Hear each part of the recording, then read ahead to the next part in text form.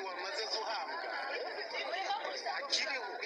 Ari mu masaha mu gitondo ubwo abaturage batuye mu karere ka Ruhango mu murenge wa Bweramana mu kagari ka Gitisi babaye nk'abakubiswe n'inkuba itagira amazi ubwo babonaga uwitwa Hakizimana Sirasi atembera muri aka gace, kandi ngo ku munsi w'ejo harabaye umuhango wo kumushyingura kuko ngo yari yitabye Imana. Ubwo BTN TV yageraga muri aka gace abahatuye batubwiye ko ngo ku munsi w'ejo biriranywe amarira n'agahinda ubwo ngo bari bari mu muhango wo gushyingura uyu Hakizimana. Twashatse kumenya nimba koko uyu Hakizimana wabonywe n'abaturage atembera mu gitondo kandi bivugwa neza ko ku munsi w'ejo ngo yari yashyinguwe, nimba koko yarapfuye, maze tuganiriza wo mu muryango we. Twari dufite umuntu bita Hakizifura nagiye mu mayaga agiye gushaka amafaranga gutembera.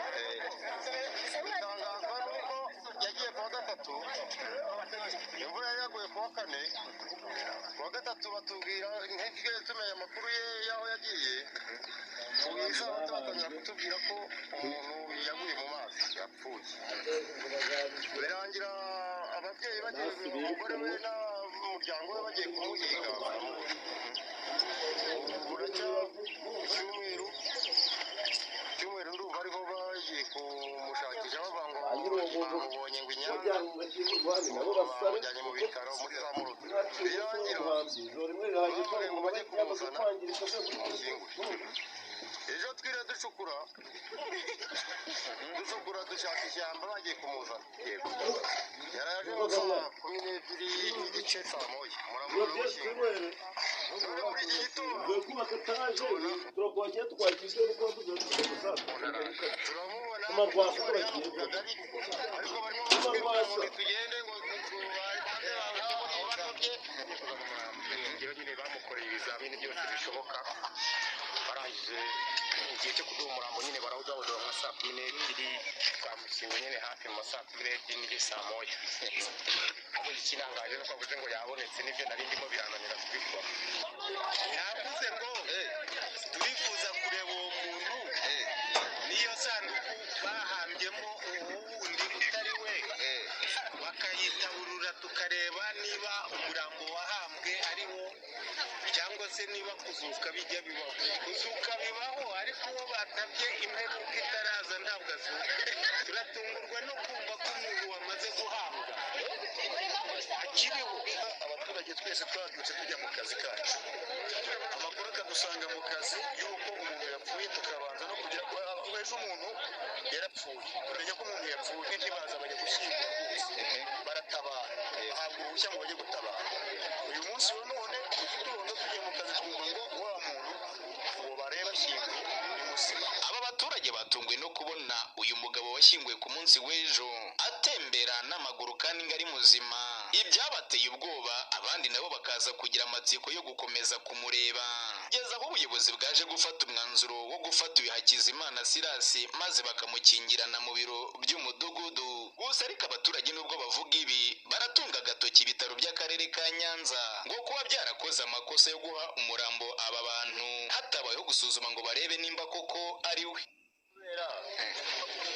Ukuntu twamushyinguye nimugoroba kandi n'ibintu bimaze iminsi nyine, kumva rero uyu munsi baraza arashoboye wese nakwiruka.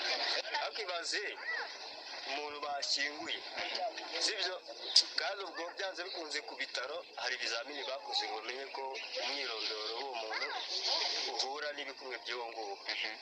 None mu gitondo twongeye tubona umuntu. Ubwo se koko mu mitekerereze ya kimuntu twemera ko n'imbaraga za Satani zibaho hejuru.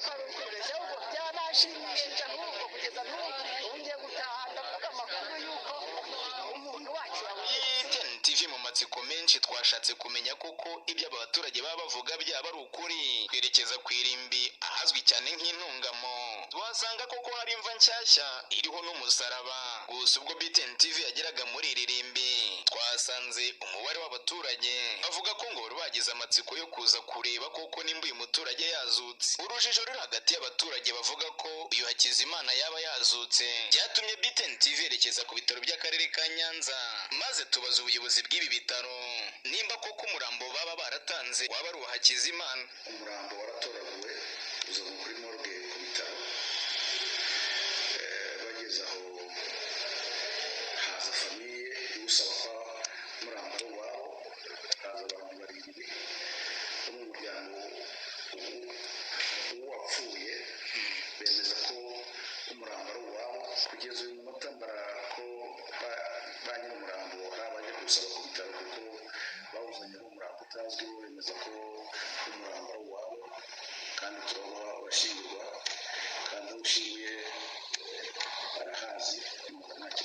Hakizimana Silas ndetse n'umugore we bahise bashyirwa mu modoka y'akarere bitewe n'uko umugore yari yamaze kugira ikibazo cy'ihungabana maze barabajyana. Nyuma ku murongo wa telefone BTN TV yaje kuvugana n'ubuyobozi bw'akarere ka Ruhango maze batubwira byinshi kuri iyi nkuru. Kugeza ubu ntabwo nagira ikintu kimwe ntangaza, ikihari ni uko inzego zatangiye gukurikirana iriya kesi. Kugeza kuri ubu abaturage batuye mu murenge wa Bweramana baracyari mu gihirahiro, ibaza nimba habaye igitangaza uyu Hakizimana akazuka yari amaze umunsi umwe mu mva, cyangwa se nimba harabaye amakosa hagashyingurwa utari we. Ibituma hibazwa uyu murambo washyinguwe nimba uzatabururwa maze hagashakishwa bene wo bakajya kuwushyingura. Iyi ni BTN TV, Ngendimahoro Samsoni, aha ni ndahazwi cyane nk'igitisi mu karere ka Ruhango mu murenge wa Bweramana ndi mu ntara y'Amajyepfo. Ahangaha duhuriye ni ku irimbi. None uje kureba ko yavuyemo? nje kureba ko ari impamo ko yavuyemo. Ni ukuri? Ni ukuri. Good morning.